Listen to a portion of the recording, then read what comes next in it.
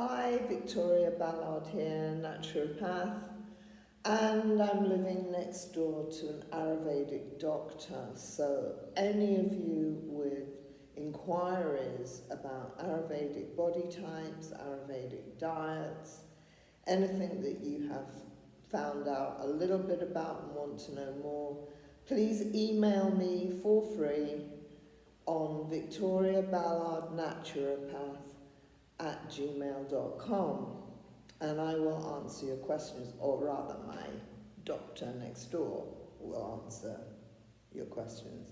I mean, I know a bit about Ayurveda. I have been studying it here in India. So I'd like to just go through the body types, but be warned that you may be a mixture of two or even all three of the body types, the Vata, Pitta and Kapha. Vata, as I said in an earlier video, are nearly always tall, very slim, can't put on weight, got a very fast metabolism, and a disturbed Vata will possibly have trouble sleeping, even constipation. This is another Vata imbalance. And agitation, a little bit more nervous in general than the average person. Now the Pitta, that's rather easier to see because they're really quite muscular. They're of average body size. It doesn't matter whether they're short or tall. It's more the structure, the athletic build that tells you you're probably Pitta. And I myself am Pitta. My hair is very fine. My father was he was an extreme Pitta with massive muscles and very fine hair. Even when he was in his 30s, it looked like he was like going bald because his hair was so fine. So this is like a trait, and he was also highly ambitious and driven. But that doesn't mean that they're stressed out people. They can be quite calm and patient when the Pitta is in good balance. They've got usually good digestion. My father didn't, so his Pitta was out of balance. So when Pitta goes out of balance, you do get digestive problems. So if you've got the body type, but you don't have the good digestion, then it's been a bit unbalanced. And, well, I mean, the solution here is always massage. I mean, that's their main treatment, is the different oils you use. Coconut oil would be for the Pitta dosa, and sesame oil would be for the Vata dosa. Now, Kapha, I hope I've covered enough on Pitta. Did say ambitious, highly intelligent. They've got really good use of their brains, and yeah, they're competitive, but not in a bad way. They're usually sort of quite easy to get along with kind of people. Okay, so the next body type is Kapha. Kapha is almost always shorter than average. This is the first sort of obvious thing. In women, they're curvaceous, not necessarily overweight, but this is the dosha that is more likely to have problems with a slower metabolism and weight gain. They're usually very beautiful with very thick, lustrous hair, large, luminous eyes. They're usually very attractive. They're very calm, very laid back. When it goes out of balance, Kapha doesn't usually go out of balance quite so easily, but is more likely to go out of balance in later years. And here, in later years, we get more of the more serious diseases. So you should be following, all the latest science on what is and what is not a good and healthy diet. So I hope that's covered. I mean, the Kapha mentality is very, very laid back, even more laid back than Pitta. Even slow metabolism, almost slow fluid movements, really gentle people. So what are the diets that are recommended? Well, I started off life thinking I was Vata because I had extreme Vata imbalance symptoms, but my body type with the fine hair is I'm probably Pitta Vata. So thinking that I was Vata, I followed the Vata diet, which really stresses the importance of salt and sweet. So Vata people that are usually a bit underweight, if anything, they can eat fruit. They don't have to worry about putting on weight so much as the others. So they can have the berries, the blueberries, the raspberries, the strawberries, and any of the other fruits. We get mangoes and papaya here. You would have to get it from an imported source, but all fruits are really good. I'd always stick to what's in season.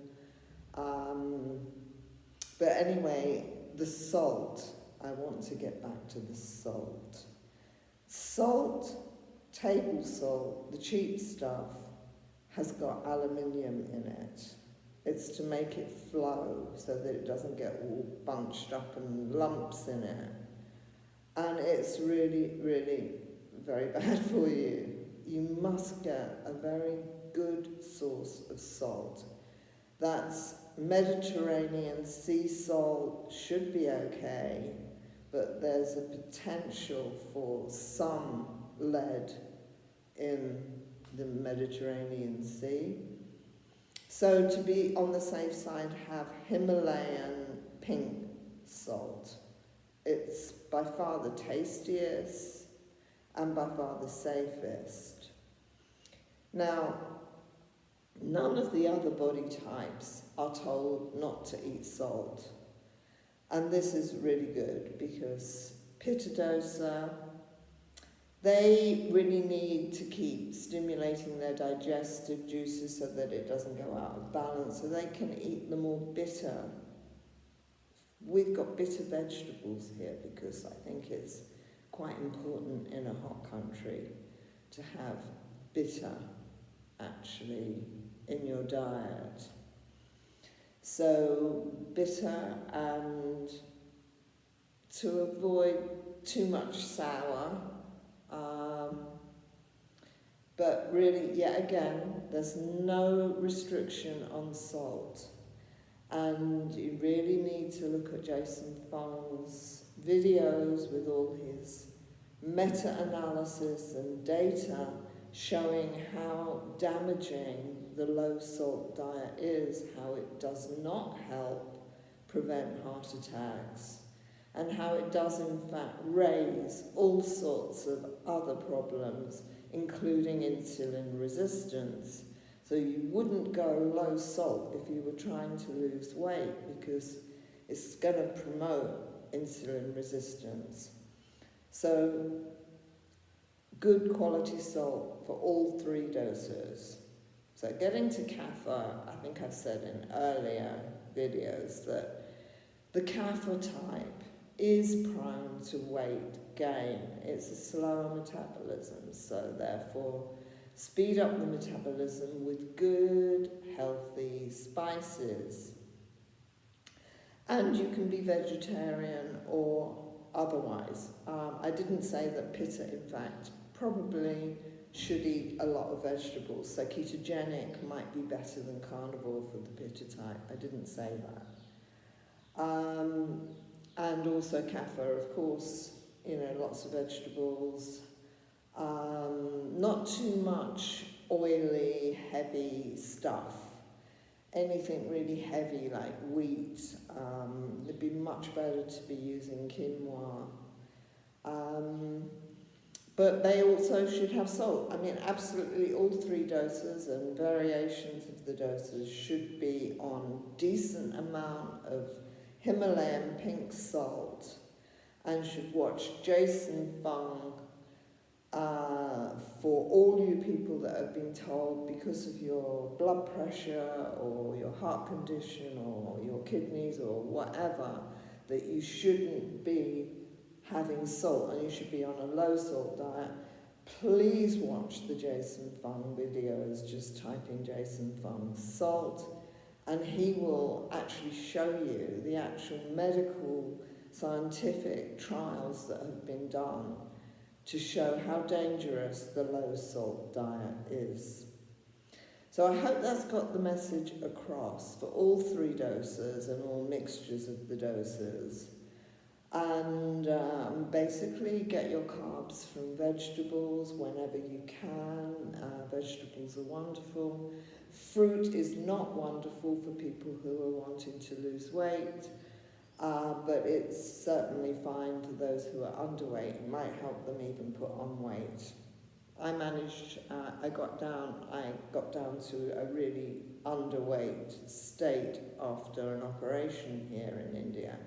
And I got back to my normal weight by eating just mangoes. I love mangoes, so that was fine. So basically fruit really puts on weight quite effectively. It's a great healthy way of gaining weight if you happen to be one of the few people watching this channel that wants to gain weight. So, hope that's answered some of your questions. If there's any more questions, please email me for free. And please could you like or subscribe or comment? I mean, if you think I've made any kind of statements that you disagree with, I want to hear. I want to hear from you. Don't just turn me off. Comment and I'll take it on board. Okay, thanks for listening. Bye.